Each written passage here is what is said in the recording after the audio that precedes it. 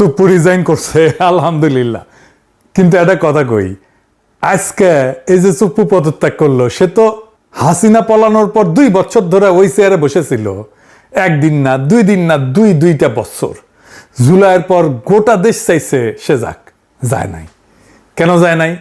কারণ তারে কেউ ধরে রাখছিল। একটা হাত ওই চেয়ারের নিচে ছিল, ওর মাথার উপরে ছিল ছাতা হইয়া। আজকে সুপ্পু নাই, কিন্তু হাতটা এবং ছাতাটা আছে, ওই জায়গাতেই বসা। আজকের এপিসোড সুপ্পুকে নিয়ে না, সুপ্পুর পদত্যাগ পত্রে যার লেখা নাই, আজকের এপিসোড সেটা নিয়ে।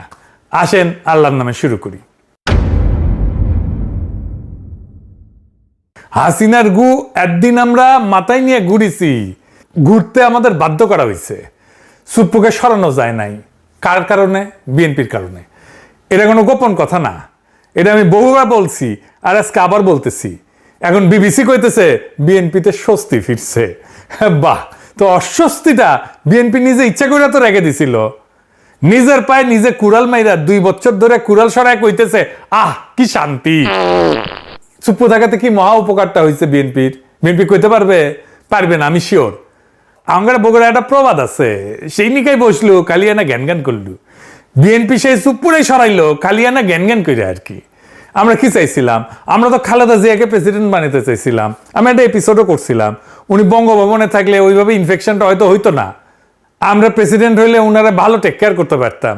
আমি তারেক রহমানকে সরাসরি জিজ্ঞাসিলাম কেন সুপ্পুরে রাখতে চান। উনি কইছিলেন উনার মনে হয় সুপ্পুকে সরাইলে উনার দেশে ফেরাটা বাধাগ্রস্ত। আমারও কইছিল আপনিও তো দেশে ফিরতে চান, আপনার দেশে ফেরাটা বাধাগ্রস্ত, আমার তো এখনো বাধাগ্রস্ত আছে। এখন হিসাবটা মিলান, তারেক রহমান দেশে আসছে 7 মাস হয়ে গেল, উনার দল সরকারে, উনি প্রধানমন্ত্রী, তারপরে সুপ্পু বহাল তবে তো বসা ছিল। আর এখন খেপে কান? এখন খেপছে কারণ সুপ্পু কাটাল রানীর সাথে কথা কইছে বলে। বিএনপির ধারণা ছিল সুপ্পু কাটাল রানীর সাথে কথা বলে না, সে হাসিনাকে ফিরে আনার কোনো সিস্টেম করে না, আজিব বাদ। কিন্তু সুপ্পুরে কেন রাখার জন্য মরিয়া হয়েছিল বিএনপি? আসেন সেই গল্পটা এটা শুনে দেখি। আমরা যখন সুপ্পুরে সরানোর জন্য চাপ দিতেছি, ওয়াকার তখন বুঝে ফেলছে এর পরের চাপটা ওর উপরে আসবে। সে তখন করলো কি, 2 দিকে 2 কথা কইল। একটা কথা আগে কয়ে রাখি, এখন যা কইতেছি এটা ওয়াকারের হুবহু কথা না, এটা আমার ভাষার সারমর্ম আর কি।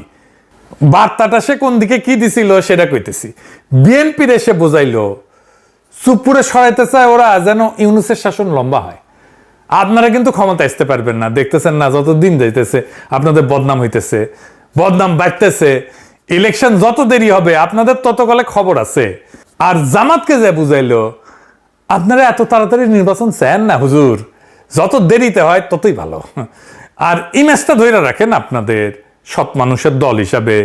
ইলেকশনের আগে মাফিয়াদের টাকা পয়সা আসবে, অনেকে নিয়ে আসবে, কিন্তু ওইসব নেবেন না। হ্যাঁ, আল্লাহর বাস্তে।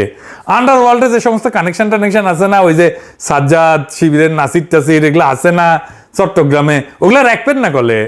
আর অমুক তমুকের নামে বহুত বদনাম, ওদের নমিনেশন দিয়েন না। মানে বুঝছেন খেলাটা? বিএনপি কয় আগে ইলেকশন নেন, আর জামাতে কয় ইলেকশন পিছান। পুরো ইলেকশনটা ওয়াকার এইভাবে খেলে দিছে।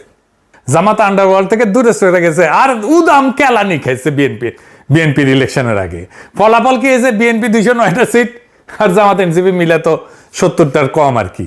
কিন্তু একটা জিনিস খেয়াল করেন, ভোট কিন্তু কম পায় না এই জামাত আর এনসিপি। জামাত এনসিপি মিলে ভোট পেয়েছে 38%। 38% ভোট নিয়ে সিট পেয়েছে 70-এর নিচে। এটা আসল কথা। ইলেকশনের আগে যে হাইপটা উঠছিল জামাত এনসিপির, ওরকম হাইপ তোলা অবিশ্বাস্য। ভোটও পাইছে, কিন্তু ভোটটা আসনে কনভার্ট হয় নাই। বিএনপির লাভের গুড়টা পুরাই খাইছে, আর জামাত এনসিপি লাড্ডা গুড়টা। ভোট আর আসনের যে ফারাক, এটা এমনি এমনি হয় নাই। টাইমিংটা কে ঠিক করে দিছিল সে কথা মনে করেন শিলং সালাউদ্দিন নিজেই কইছে, এই বাহানায় যদি নির্বাচনটা না দেয় সে ভয়ে আমরা তাড়াহুড়া করে জুলাই মধ্যে সাইন করেছি। শুনেন, আবার আমাদের একটা তাগাদা ছিল যে এরা সংস্কারের বাহানায় যদি নির্বাচনটা না হতে দেয়, সেজন্য আমরা সবকিছুতে আপোষ করে জুলাই জাতীয় সনদেও স্বাক্ষর করেছি। আমরা একত্রিত হয়েছি, সমঝোতা হয়েছে, এবং নির্বাচনের স্বার্থে আমরা অনেক কথা বলি নাই। শুনিছেন? হ্যাঁ, শুনছি জামাত নাকি ওয়াকার সাহেবরা খুব ভালো পায়। হ্যাঁ, বুঝছাও কেন ভালো পায়? এটা জিগেলে কয় কি, ওয়াকার সাহেব 5 ওয়াক্ত নামাজ পড়ে। হ্যাঁ, মাশাআল্লাহ। তো হাসিনারে তো তাহলে ডাবল ভালো পাওয়ার কথা জামাতের। হাসিনা তো তাহাজ্জুদও পড়তো 5 ওয়াক্তর উপরে। হ্যাঁ, এখন কইতে পারেন যে দাদা আপনি ওয়াকারের উপরে কেন বিলা। আমি আগে অনেকবার কইছি, আবারও কই, অনেকে করার চেষ্টা করে ওয়াকার তার লেসপেন্সারদেরকে লাগিয়ে দিছে এটা বলার জন্য যে বিপ্লব তো বিজয় হয়েছে ওয়াকারের কারণেই, তাছাড়া তো এটা খবর ছিল। হ্যাঁ, ওই যারা কয় ওরা মাঠে ছিল না, গুলির সামনে বুক পাইতে দেয় নাই। জনগণের শক্তি, বিপ্লবের শক্তি এটা ওরা বোঝেও না, মাপতেও পারে না। কি অবস্থা হয়েছিল? পুলিশ ফেল করছে, পলাইছে, অস্ত্র ফেলা পালাইছে, থানার পর থানা ভস্মীভূত হয়েছে। দেশের 639টা থানার মধ্যে 450 মতো থানা গুড়া গুড়া করে দেওয়া হয়েছে। পুলিশ মেরে ট্যাঙ্গে রেখেছে পাবলিক। র্যাব তো অনেক আগে ব্যবসে, বিডিআর ভয় বাইরে হয় না, রাস্তায় ছিল খালি মিলিটারি, আর সেই মিলিটারি সৈনিক আর জুনিয়র অফিসাররা গুলি চালাইতে অস্বীকার করলো। এটাই আসল কথা, ওটাই মোর। ওয়াকার তখন কি লাভে, তার সামনে বিকল্প কি? সে গিয়া কইছে আপা ভাগেন। যেই মুহূর্তে সৈনিকেরা গুলি করতে অস্বীকার করছে সেই মুহূর্তে হাসিনার পরাজয়, ওর লাস্ট ডিফেন্স ভেঙে পড়ছে।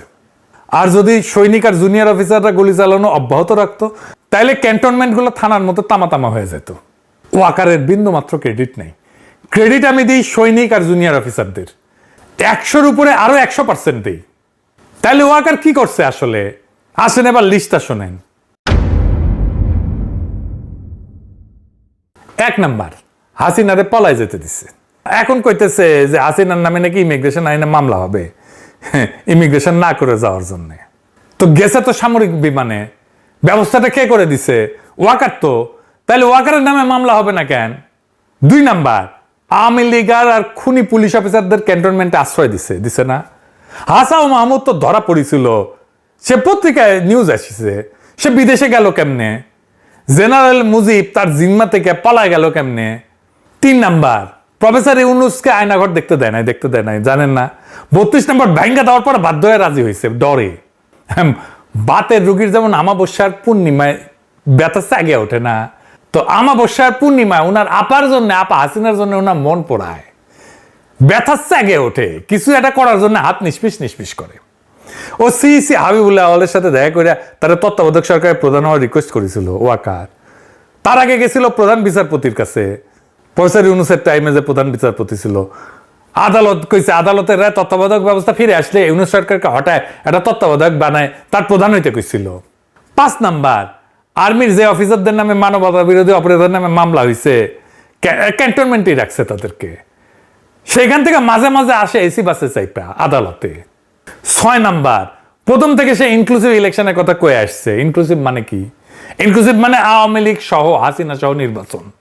এখন বিএনপির অভিযোগ হইতেছে সুপ্পু লন্ডনে গিয়ে শেখ হাসিনার সাথে কথা কইছে, তাই না? এখন বিএনপির মনে হয়েছে যে এমন একটা বিভীষণকে ক্ষমতার কেন্দ্র রেখা তারা নিরাপদ না, ফলে তাকে বিদায় করতে হবে। তাইলে সুপ্পুকে এই প্রথম হাসিনার সঙ্গে কথা কইছে। বিগত 5 আগস্ট থেকে আজ পর্যন্ত সুপ্পু যে বহুবার এই ধরনের তৎপরতা চালাইছে তা অনেকেই জানে। আমরা তখন সতর্ক করছিলাম, কানে দেয়নি বিএনপি। উল্টা বিএনপির একটা অংশ, ওয়াকারের ভাড়াটা বাহিনী, রামপন্থীরা, ওয়াকারের প্রতিপালক সব একসাথে নানা অপপ্রচার চালাইছে। আমরা নাকি অস্থিতিশীলতা করি, আমরা নাকি মববাজ, আমরা নাকি ইউনুস সরকারের ক্ষমতা দীর্ঘায়িত করার চক্রান্ত করি। কারণ ওরা তখন সুপ্পুকে রক্ষা করতে মরিয়া। আর এখন বাস্তবতা হইলো এই প্রক্রিয়ায় সুপ্পুর আশ্রয়দাতাকে, এই সুপ্পুর আশ্রয়দাতা তো ওয়াকার নিজে। ওয়াকারের অনুমোদন এবং সুরক্ষা ছাড়া সুপ্পুর পক্ষে 1 পাও আগানো সম্ভব ছিল না। সুপ্পু নিজেই বলছে ওয়াকার এবং বিএনপি তাকে সমর্থন করছে। এখন নব্য বিএনপি সাজার চেষ্টা করা লোকদের কাছে আমার প্রশ্ন, আপনারা কেন জিজ্ঞেস করতেছেন না সুপ্পু কি আগে শেখ হাসিনার সাথে যোগাযোগ রাখছে? জেনারেল ওয়াকার রাখে নেই? জেনারেল ওয়াকার আর তার বইয়ের ফোন ফরেন্সিক করেন, বাইরে হয়ে যাবে কার কার সাথে কথা বলছে। সুপ্পুর লন্ডন সফরের ব্যবস্থা কে করে দিছে? এটা তো কেউ কাউকে অনুমোদন করতে হয়েছে, ফান্ড দিতে হয়েছে, কে করছে? তো ওইখানে যে কার সাথে আলাপ করছে, কি বার্তা নিয়ে আসছে? এটা কি কোনো গোয়েন্দা সংস্থায় যোগাযোগের খবর রাখছে? যাদের দেখার কথা তারা আদৌ দেখছে? তারেক রহমানকে কি তার গোয়েন্দা সংস্থাগুলো এই বিষয়ে কোনো মেমো দিছে, কোনো ব্রিফিং করছে? ওয়াকার কি করতেছে? চোখ বন্ধ করে আছে। ওয়াকার ওইখানে থাকবে আর সুপ্পুকে সরাবে, কোনো লাভ হবে? কোনো লাভ হবে না। সুপ্পু, ওয়াকার, আওয়ামী লীগ এবং ইন্ডিয়া, এই 4 শক্তির অক্ষয় আজকে বাংলাদেশের রাজনৈতিক অস্থিরতা তৈরির মূল কারিগর। শেখ হাসিনাকে ফিরে আনা, বর্তমান সরকারকে ক্ষমতাচ্যুত করা কিংবা এর সাথে শাসনের মতো কোনো ব্যবস্থা কায়েম করা, এটা মার্শাল ল দেওয়া, সবই নির্ভর করছে এদের পারস্পরিক মেলবন্ধন এবং যোগাযোগের উপরে। হাসিনা যে ডিসেম্বরে ফিরবে বলে ঘোষণা দিয়ে রাখছে, এটা এমনি এমনি দেয় নাই। ওই গঙ্গার পানি এসে বুড়ি গঙ্গায় জমিচ্ছে, এখন বুঝতে পারছে এটা বিএনপি। বিএনপি যখন এই বন্যায় ভেসে যাবে, গঙ্গার পানির বন্যায় বুড়ি গঙ্গায় আসছে, ওই পানিতে নৌকা চালাবে আওয়ামী লীগ। বিএনপি গলে একই জায়গায় প্রত্যেকবার মারা খায়, এই সেনা প্রধানের জায়গায়। আর সুপ্পু কাণ্ড প্রমাণ করে বিএনপি নেতৃত্বের রাষ্ট্রচিন্তা কত স্থূল প্রকৃতির। দলটা সবসময় এই জায়গায় মারা খায়। ইতিহাসটা দেখেন, এরশাদ বিএনপি তারে সেনাপ্রধান বানাইছিল, তাই না? জিয়া হত্যাকাণ্ডের সাথে যুক্ত ছিল, তারপর কু করে বিএনপি সরকারকে ফেলাই দিল। জেনারেল নাসিমকে বিএনপি সেনাপ্রধান বানাইছিল না? নাসিম কু করতে গেছিল, মানে মঈন সবাই ডিঙায় তারে নিয়ম ভেঙে সেনাপ্রধান বানাইছিল না? মঈন তো তারেক রহমানের মাজা ভেঙে দিল 3বার একই জায়গায় একই ভুল। আর এখন ওয়াকার আবার আর এক ভুল। সুপ্পু তো লন্ডনে যায় কেন? তলে তলে কি করছে কে জানে? কথা বলার জন্য ফোন লাগে নাকি? হাতে লেখা চিঠি দিয়েও তো ষড়যন্ত্র করা যায়। এই যে ইন্ডিয়ার রাষ্ট্রদূত এসে যে রিসিভ করলো তারে, সে যে সুপ্পুর হাতে কিছু বুঝে দেয় নাই, এটা কে জানে? এত কইরা কইলাম না, সুপ্পুর তাইলে লাগবেই। সুপ্পু ছাড়া ওদের চলেই না। সুপ্পু ভালো ছেলে, সে কাঁঠাল রানীর সাথে কথা বলে না। হ্যাঁ, দুষ্টু লোকেরা এই সমস্ত বাজে কথা বলে। হ্যাঁ, তো দুষ্টু লোকেরা এই সমস্ত বাজে কথা বলে, কান দিয়েন না। এবারে সুপ্পুর অসুখটা কি, এটা একটু বুঝে দেখি। এটা আবার ইন্টারেস্টিং একটা ব্যাপার, এটা মানুষের কাজে লাগবে। মানে সুপ্পু পদত্যাগ পত্রে লিখছে, তার অসুখ হচ্ছে অটোনমিক নিউরোপ্যাথি, ইংরেজিতে লিখেছে। এটা বিশাল বড় অসুখ, মাঝে মাঝে জ্ঞান হারায় ফেলে নাকি। ওই চিকিৎসা করতে যাবে, ওই বিদেশে যাবে। শোনান রিতেশ সাহেব কি কইছে। পরবর্তী পরিকল্পনা চিকিৎসা, উন্নত চিকিৎসা করা দেশে এবং বিদেশে। প্রথমে এইটা। আর স্যার, এটি কি শারীরিক কারণেই পদত্যাগ করলেন স্যার, না পলিটিক্যাল কোনো? অবশ্যই অবশ্যই অবশ্যই শারীরিক কারণেই। শুনেছেন? তবে এই অসুখটা বাংলাদেশের লাখ লাখ মানুষের আছে, তার বেশিরভাগ মানুষই জানে না। যাদের ডায়াবেটিস আছে তারা একটু মন দিয়ে শোনেন, কামে দিবে। ধরেন আমাদের শরীরটা একটা গাড়ি, আর আমাদের স্নায়ুতন্ত্র, নার্ভ, এটা হইতেছে সেই গাড়ির তারের জাল আর নিয়ন্ত্রণ ব্যবস্থা। এই মস্তিষ্ক আর স্পাইনাল কর্ড, এই দিক দিয়ে শিরদাঁড়ার মধ্যে দিয়ে যেটা গেছে না, সেটা হইতেছে মূল কম্পিউটার। আর সারা শরীরে ছড়ানো স্নায়ুগুলো হইলো এটা লাইন। গাড়িতে 2 রকম ব্যবস্থা থাকে। এক, যেগুলো চালকের হাতে, স্টিয়ারিং ঘোরাইলে গাড়ি ঘোরে, ব্রেক চাপলে থামে, এক্সেলারেটর দিলে ছোটে। শরীরেও তেমন, হাত তুলতে চাইলে হাত ওঠে, কেটে গেলে ব্যথা টের পায়। আর 2 নম্বর আছে যেগুলো চালক শুয়েও দেখে না। যেমন ধরেন ইঞ্জিন গরম হইলে ফ্যান নিজে থেকে চালু হয়ে যায়, ব্যাটারি নিজে থেকে চার্জ হয়, তেল ঠিক মাপে ইঞ্জিনে পৌঁছায়। চালকে কিন্তু এটার কিছুই জানে না, ড্রাইভার এটা কিছুই জানে না, জানার দরকারও নাই। শরীরও তাই। ঘুমের মধ্যেও হার্ট চলে, তো হার্ট তো বন্ধ হয়ে যায় না, শ্বাস চলে, খাবার হজম হয়, রক্তচাপ ঠিক জায়গায় থাকে। এই যে স্বয়ংক্রিয় ব্যবস্থা, এটার নাম অটোনমিক নার্ভাস সিস্টেম। আর অটোনমিক নিউরোপ্যাথি মানে এই স্বয়ংক্রিয় ব্যবস্থাটা নষ্ট হয়ে গেছে। চালক ঠিকই আছে, স্টিয়ারিং ব্রেক ঠিক করছে, কিন্তু ভেতরে যে অটোমেটিক অংশটা আর সাড়া দিতেছে না। এটা উদাহরণ দিই। ধরেন আপনি যখন শুয়ে থাকেন বা বসেন বা হঠাৎ দাঁড়ায় যান, 3 অবস্থাতে আপনার রক্তচাপ মোটামুটি একই থাকে, তাই না? সুস্থ অবস্থায়। কিভাবে? কারণ দাঁড়ানোর সঙ্গে সঙ্গে মাধ্যাকর্ষণের টানে রক্ত তো পায়ের দিকে নেমে যায়।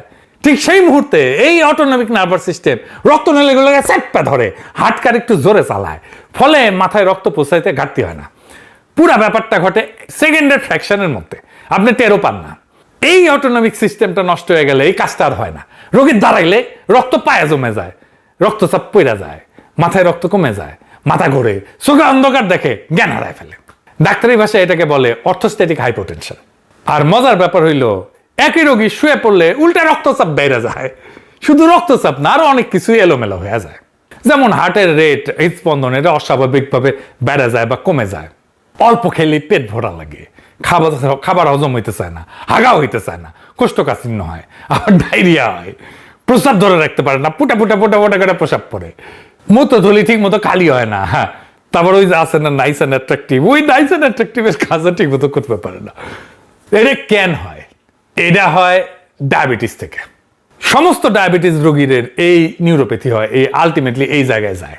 দীর্ঘদিন ডায়াবেটিস থাকলে রক্তনালী আর স্নায়ুর যে তারগুলা, এটা ধীরে ধীরে নষ্ট করে ফেলে। 1-2 দিনের না, বছরের পর বছর ধরে।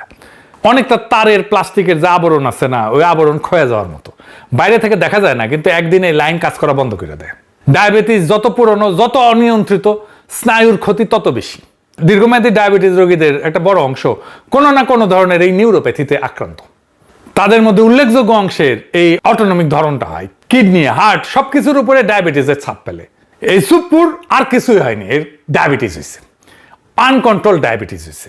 এর চিকিৎসা সবার আগে ডায়াবেটিস নিয়ন্ত্রণে আনা। এখন সে বিদেশ যাবে চিকিৎসা করতে, ডায়াবেটিস কন্ট্রোল করতে দেশের বাইরে যাওয়া লাগে নাকি রে বেকুব? ভাল শুন, বিদেশের ডাক্তারিতে কি জাদু আছে? বঙ্গভবনের ডাক্তার থাকে 24 ঘন্টা, নার্স থাকে, এত বড় জায়গা, হাঁটার জায়গা আছে, জিম আছে, বাগান আছে, আর সে নিজের ডায়াবেটিস কন্ট্রোল করতে পারে না। চিন্তা করেন, এমন একটা লোক দেশের দায়িত্ব নেয় যে কিনা নিজের খেয়াল নিজে রাখতে পারে না। আর যার ডায়াবেটিস আছে তাদের বলি টেক কেয়ার নিজেকে করতে হয়। ডায়াবেটিস কোনো একক রোগ না, অনেকগুলো রোগের গুচ্ছ। কিন্তু এই রোগ এমন না যে আপনি ভেজিটেবল হয়ে গেছেন। দেখেন, আমার কোনো রোগ দেখতে পান? আমার মেলা রোগ আছে, যাই হোক সেরকম কিন্তু দেখতে পাচ্ছেন পান না। এই যে আমার চোখে চশমা, চোখে অসুখ আছে না? আছে তো চশমা ছাড়া আমি তো চোখে দেখি না। কেউ কি বলে আমার চোখের রোগ আছে? কেউ বলে? আপনারা বলেন, আপনাদের অনেকে তো চশমা পড়েন, বলেন না কেন? বলেন না কারণ আমি আমার টেক কেয়ার করতে পারি। কিন্তু যদি এমন হইতো প্রত্যেক সকালে নার্স এসে আমার চোখে চশমা পরায় দেয়, মুছে দেয়, রাতে আবার খুলে দেয়, তারপরে আমি শুইতে যাই, তাইলে আপনি শেষ। যেই রোগের টেক কেয়ার আপনি নিজে করতে পারেন সেটাতে আপনি রোগ বলে মানেনি না, কনসিডারই করেন না। তো ডায়াবেটিসও এরকম, আপনার টেক কেয়ার আপনি নিজে করতে পারলে আপনার এটা রোগী মনে হবে না। যাই হোক, ডায়াবেটিস রোগীরা এটা মাথায় রেখেন। এইবার আসেন পদত্যাগ প্রশ্নে। সুপ্পুর তো গ্রেপ্তারের দাবি উঠেছে। সুপ্পু কইতেছে তারে কে গ্রেপ্তার করে? সংবিধানের 51 ধারা আছে না, শুনেন। কিসের বিচার করবে? আর্টিকেল 51 অফ দি কনস্টিটিউশনে পড়ে যায়, দেখুক। শুনিছেন বেকল, এরশাদের টাইমে 51 ধারা ছিল না, ওরা জেলে নিছি না আমরা। এই 51 ধারার রক্ষাক অবস্থা কাজ করে যতক্ষণ সে রাষ্ট্রপতির পদে আছে। পদটা ছাড়লে ওই ছাতাটা মাথার উপরে আর থাকে না। ওর নামে 2 টাকা ফাইন উঠেছে, এরপরে ওই জেলে যাবে। আমরা তো সুপ্পুর উপর প্রতিশোধ নিতেছি না। সুপ্পু কি ছিল? সুপ্পু ছিল শেখ হাসিনার মনোনীত রাষ্ট্রপতি এবং জুলাই গণঅভ্যুত্থানের পর পুরনো রাষ্ট্রের সাংবিধানিক ধারাবাহিকতা রক্ষার কেন্দ্রীয় চরিত্রদের একজন। সুপ্পু তো নিজেই সাক্ষাৎকারে বলছে তার গুরুত্বপূর্ণ ভূমিকার কথা, নিজেই ফাঁস করে দিছে। তার বক্তব্য অনুযায়ী 5 আগস্টের পর 3 বাহিনীর প্রধান এবং বিএনপির নেতারা তাকে সাংবিধানিক ধারাবাহিকতা রক্ষায় সহায়তা করছে, বলছে না? 3 বাহিনীর প্রধান তাকে বলছে যে তিনি সশস্ত্র বাহিনীর সর্বাধিনায়ক, তার পরাজয় মানে সশস্ত্র বাহিনীর পরাজয়। সে এই কথাটা বলছে পুরনো সংবিধানের অধীনে নতুন সরকার গঠনের ন্যায্যতা হিসেবে। এই বক্তব্যের রাজনৈতিক তাৎপর্য কিন্তু ভয়াবহ। 5 আগস্ট জনগণ শেখ হাসিনার শাসনের বৈধতা ভেঙে দিছে। জনগণ তখন শুধু একটা সরকার সরায়নি, তারা রাষ্ট্রের প্রচলিত ক্ষমতা ব্যবস্থার বিরুদ্ধে নিজেদের সার্বভৌম ক্ষমতা হাজির করছে। সার্বভৌম ক্ষমতা, সেটা সবার উপরে, সবার উপরে, সংবিধানের উপরে, রাষ্ট্রের উপরে। অথচ সেই মুহূর্তে জনগণের শক্তিকে নতুন রাষ্ট্র গড়ার পথে নেওয়ার বদলে রাষ্ট্রপতি 3 বাহিনীর নেতৃত্বে পুরনো রাষ্ট্রযন্ত্র এবং বড় রাজনৈতিক দল বিএনপি মিলে সাংবিধানিক ধারাবাহিকতা রক্ষাকে প্রধান কাজ বানাইছে। সাংবিধানিক ধারাবাহিকতা কথাটা শুনতে খুব নিরীহ লাগে, খুব মজা লাগে, খুব সুন্দর লাগে, খুব শুদ্ধ লাগে। বাস্তবে এটার অর্থ ছিল শেখ হাসিনা চলে গেলেও যেন শেখ হাসিনাকে, যে ব্যবস্থা শেখ হাসিনাকে বানাইছে সেই রাষ্ট্র ব্যবস্থা যেন অক্ষত থাকে। জনগণ শাসক সরাইতে পারবে কিন্তু রাষ্ট্রের ভিত্তি বদলাইতে পারবে না। গণঅভ্যুত্থান সরকার বদলাবে কিন্তু ক্ষমতার উৎস হবে না। পুরনো সংবিধান, পুরনো আমলাতন্ত্র, পুরনো আদালত, পুরনো রাষ্ট্র, পুরনো নিরাপত্তা কাঠামো, পুরনো অর্থনৈতিক স্বার্থগোষ্ঠী, পুরনো বন্দোবস্ত, এরাই শেষ কথা বলবে। এই অর্থে সুপ্পুর বিচারের দাবি শুধু প্রতিশোধের দাবি না, এটা গণঅভ্যুত্থান নস্যাৎ করার রাজনৈতিক প্রক্রিয়ার বিচারের দাবি। কিন্তু একটা লোকরে ধইরা বিচার শেষ কইরা দিলে চলবে না। প্রশ্নটা লোকের না, প্রশ্নটা প্রক্রিয়ার। কে কোন সিদ্ধান্ত নিছিল, কার পরামর্শে নিছিল, 5 আগস্ট রাতে বঙ্গভবনে কারা বসছিল, ওখানে কি কথা হয়েছিল, কে কারে কথা দিছিল, নতুন গঠনতন্ত্রের রাস্তাটা কে বন্ধ করে দিছিল, আর ওইটা বন্ধ করে কার কি লাভ হইল, এই প্রশ্নগুলো তুলতে হবে, এই প্রশ্নগুলো ফয়সালা করতে হবে। এই প্রশ্নে ফয়সালা না করলে সুপ্পুর পদত্যাগ একটা খবরই হয়ে থাকবে, ইতিহাস হবে না। খবর মানুষ 2 দিন পরে ভুলে যায়, ইতিহাস ভোলে না। আর যতদিন এই প্রশ্নগুলোর জবাব না আসতেছে ততদিন কাঠামোটা ওইখানেই খাড়ায় আছে। কাঠামো ঠিক থাকলে খালি চরিত্র বদলায়, নাটক বদলায় না। কালকে সুপ্পুর জায়গায় আরেকজন এসে বসবে, আপনি তার নামও জানেন না, কিন্তু কাজটা হুবহু সে একই করবে। তাই ঘুরে ফিরে ওই প্রথম কথাতেই আসি, সুপ্পুর রক্ষাকর্তা কে আসিল, ওয়াকার, আর সাথে কে ছিল, এইটা আমি কই নাই, সুপ্পু নিজেই কইছে। তাইলে ওয়াকারে বহাল রেখা খালি সুপ্পুরে সরাইলে কাজ হবে? হবে না। আর এই জবাবটা বিএনপি সরকারকেই দিতে হবে। নিজের ক্ষমতার নিরঙ্কুশ না করলে বিএনপির সরকার টিকবে না।